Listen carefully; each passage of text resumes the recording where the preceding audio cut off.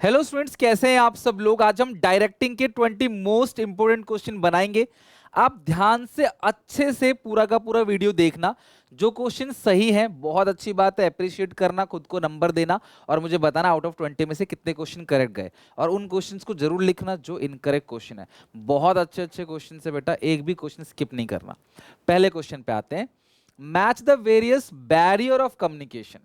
अलग अलग टाइप के बैरियर्स हैं, आपको मैच करना है। तो सबसे पहला है सिमेंटिक बैरियर। सिमेंटिक बैरियर में distrust, lack of proper incentive, symbol different meaning. Semantic barrier में आता है सिंबल विद डिफरेंस मीनिंग, मतलब डिफरेंट मीनिंग्स। और ऑर्गेनाइजेशनल बैरियर के अंदर आता है क्या, status. Personal barrier, personal barrier के अंदर क्या आएगा क्लास, यहाँ पे ए का हो गया थर्ड, ये तो एक ही ऑप्शन है ना। पर्सनल बैरियर के अंदर आएगा लैक ऑफ प्रॉपर इंसेंटिव, सी का फोर्थ हो गया ना, और डी का सेकंड है। और साइकोलॉजिकल बैरियर डिस्ट्रस्ट, डिस्ट्रस्ट तो यानी यही ऑप्शन करेक्ट है। ए का हो गया थर्ड और बी का हो गया फर्स्ट, सी का हो गया आपका फोर्थ और डी का हो गया आपका सेकंड। तो यानी कि सी ऑप्शन करेक्ट है पहले क्वेश्चन का। To get the real feedback from employee the manager must make use of. Real feedback तो देखो इनफॉर्मल कम्युनिकेशन में ही मिलता है, फॉर्मल में तो रियल फीडबैक नहीं मिलता। तीसरा, the communication gap due to size and complexity of organisation structure. Organisation का साइज, ऑर्गेनाइजेशन कॉम्प्लेक्स है, ये कौन से टाइप का कम्युनिकेशन बैरियर है, organisational barrier, come under organisational. Third का सी ऑप्शन करेक्ट है। चौथे का, Geetanjali मक्कन is a successful business leader.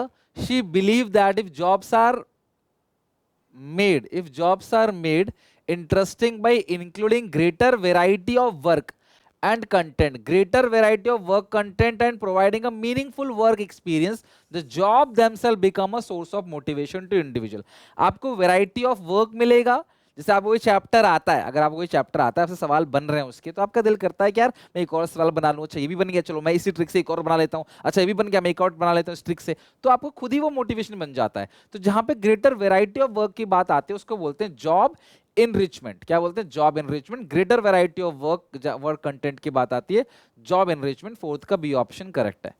Fifth पे आते हैं, full utilisation of potential and capacity of employees can be seen. Full utilisation autocratic में नहीं आता, फ्री रेन के अंदर आता है। ऑटोक्रेटिक जहां पे बिल्कुल भी डेलीगेट नहीं करते अथॉरिटी को, डेमोक्रेटिक मिलके काम करते हैं। फ्री रेन में जो लीडर है वो अलग हो जाता है और जो फॉलोअर्स हैं उनको ही सारा काम जो है वो करना होता है। वो कहते हैं भैया मैं अलग हूं, आप अपना काम करते रहो। मतलब इनका फुल यूटिलाइजेशन किया जा रहा है, इन पे पूरा भरोसा किया जा रहा है कि भैया आप कर लोगे काम को। फिफ्थ का सी ऑप्शन करेक्ट है। सिक्स्थ, असर्शन रीजन क्वेश्चन है। और Maslow's need hierarchy theory of motivation is widely recognised and appreciated yet criticised. इसी साल के सीबीएसई सैम्पल पेपर क्वेश्चन है। मैस्लो की जो नीड हायरार्की थ्योरी है वो वाइडली रिकॉग्नाइज माना जाता है, मान्यता है उसकी, स्टिल उसमें कुछ ना कुछ क्रिटिसिज्म्स हैं। Even though मास्लोस theory focus on need on the basis of motivation and helps to develop understanding about the motivation phenomenon, his propositions are questions on their classification. Maslow की नीड हायरार्की थ्योरी को माना जाता है क्योंकि basis of motivation, understanding of motivation अच्छे से उन्होंने बताया है, लेकिन उनके जो थ्योरीज है ना, उनकी जो क्लासिफिकेशन है, नीड की क्लासिफिकेशन और हायरार्की, उस पे क्वेश्चन उठाए जाते हैं, इसीलिए वो क्रिटिसिज्म है। तो ये उसी को पूरा एक्सप्लेन कर रहा है, जिसकी वजह से दोनों स्टेटमेंट करेक्ट है। और साथ में आर इज द, ये नॉट है, ये नहीं होगा, correct explanation of A.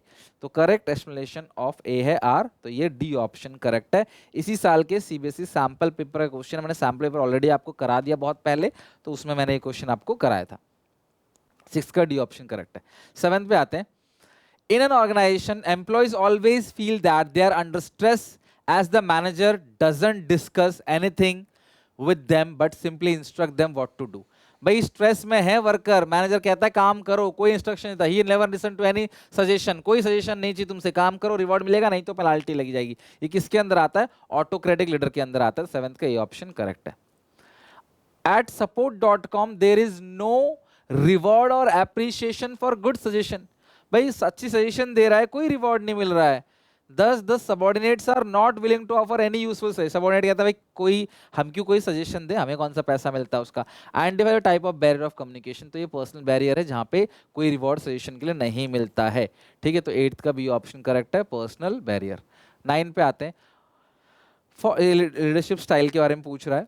For taking the companies out of losses, Ravi Kumar took over as the MD of the struggling Bova watch company in January 2020.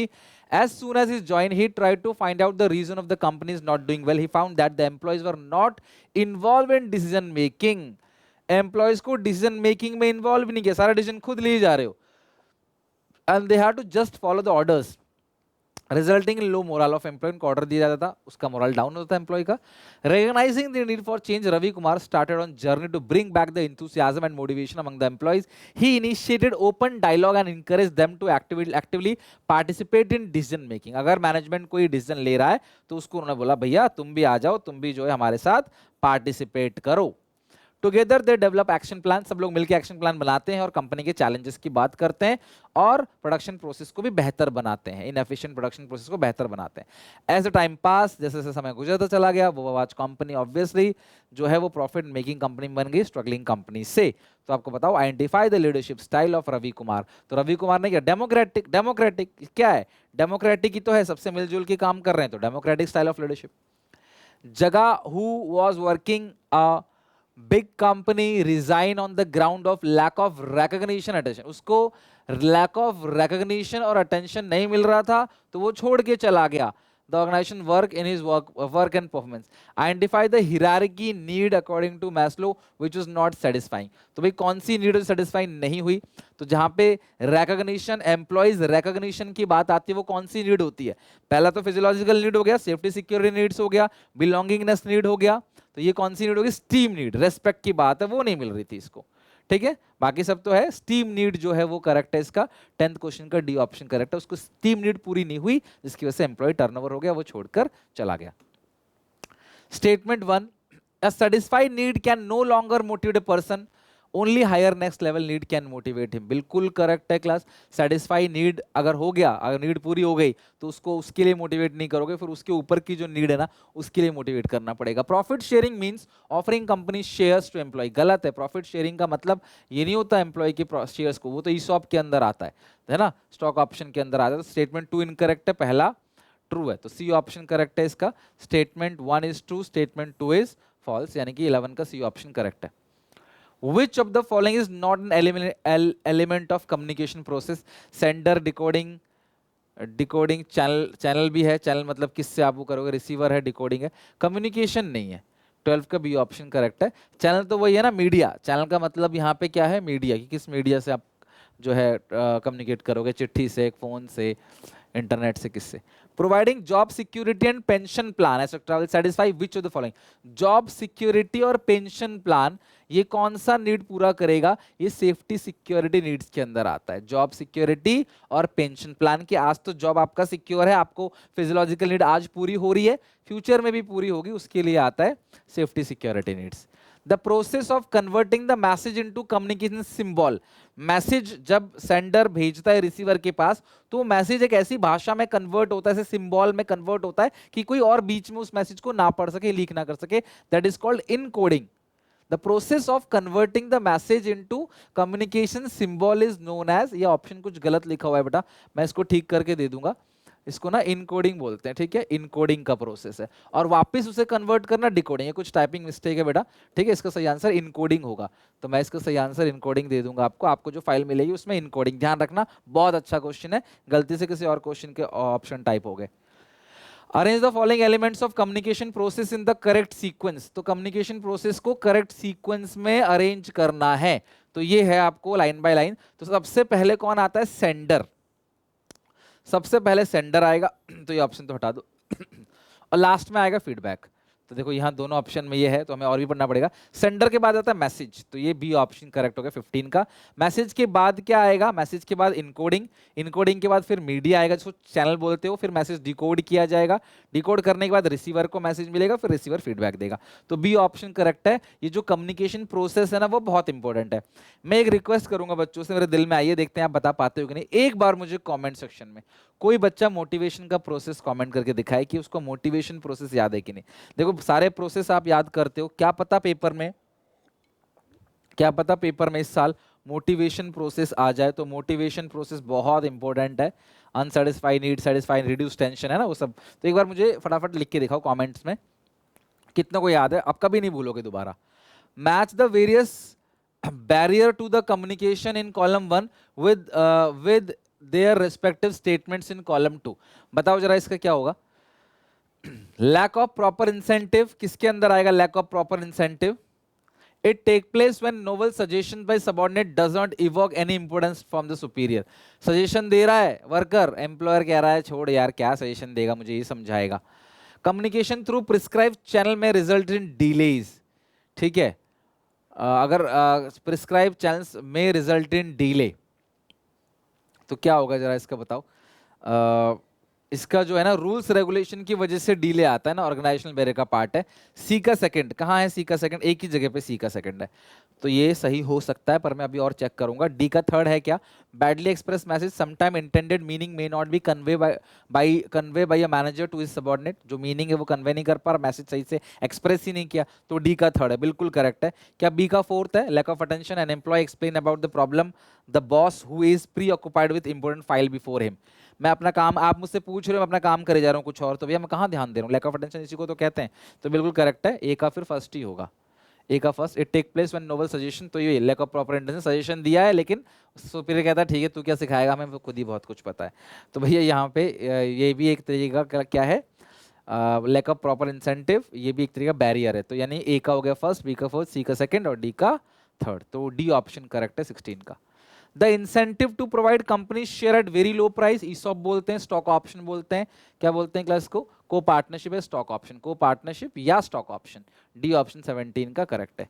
18 which of the following statement is incorrect with respect to autocratic या autocratic leadership, जो है authoritative leadership, उसका कौन सा statement incorrect है। Subordinate expected to obey the order, बिल्कुल correct है। An autocratic leader does not wish to be contracted, ये भी बिल्कुल लाइन करेक्ट है, कीवर्ड ये तो कीवर्ड है, मैंने समझाया था आपको। Subordinates are given high degree of independence, गलत, इंडिपेंडेंस तो बिल्कुल नहीं जाता। क्विक डिसीजन मेकिंग, क्योंकि सारा का सारा पावर अपने पास रखता है, जो भी लीडर है वो सारा अपने पास ही रखता है, तो डिसीजन मेकिंग तो आसानी होगी ना, डायग्राम आपको याद होगा। तो यहाँ पे जो गलत ऑप्शन है सी, 18 का सी ऑप्शन जो है वो सही है। 19 mister Sarathi the ex-chairman of Swadesh Limited built up his successor before retiring. Following norms set up by himself, he handed over the reins of the company to the co-founder, Mr. Sharvan, who had the potential to bring about the change in the behavior of other. Name the concept of management which was the reason why Mr. Sarthi choose Mr. Sarvan to his successor. क्यों Mr. Sarthi ने Mr. Sarvan को चुना motivation leadership company के, बताओ क्या होगा ये।